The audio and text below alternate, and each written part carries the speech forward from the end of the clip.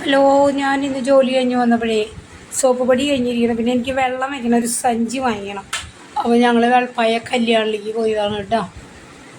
വെളുപ്പായ കല്യാണിൽ നല്ലോണം ഓഫറുകളുണ്ട്.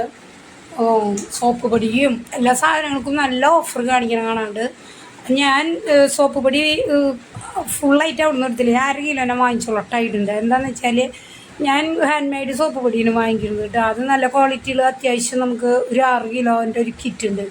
350 അങ്ങനെ വരണുള്ളൂ വില. അപ്പം ഞാൻ ആ കിറ്റാണ് വാങ്ങിക്കുക. കവറിലല്ല, അവരൊരു വെറുതെ പ്ലാസ്റ്റിക് കവറിൽ മാത്രമേ നമുക്ക് തരും. അപ്പോൾ അത് നല്ല സോപ്പ് പൊടി തന്നെയാണ്. അപ്പം നമ്മൾ ഇത്ര വില കൊടുത്ത് ഈ സോപ്പ് പൊടി തന്നെയാണ് ആ സോപ്പ് പൊടി. ഇവർ പാക്കിങ് സീൽഡൊക്കെ കഴിഞ്ഞ് വരുമ്പോൾ നമുക്ക് കാശ് കൂടുതലും. അപ്പോൾ 1/2 കിലോ ടൈറ്റ് എടുക്കും. പിന്നീട് ഞാൻ വെള്ളം കൊണ്ടാണ് സഞ്ചിനെ എടുത്തിട്ട് അവിടെ നിന്ന്.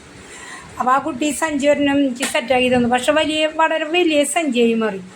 അങ്ങനെ ഞങ്ങൾ അവിടെ നിന്ന് ഇറങ്ങിയിട്ടാണ്. മുകളിലായിരുന്നു കല്യാണം, ഇതിൻ്റെ മുകളിലായിരുന്നു ഇതൊക്കെ.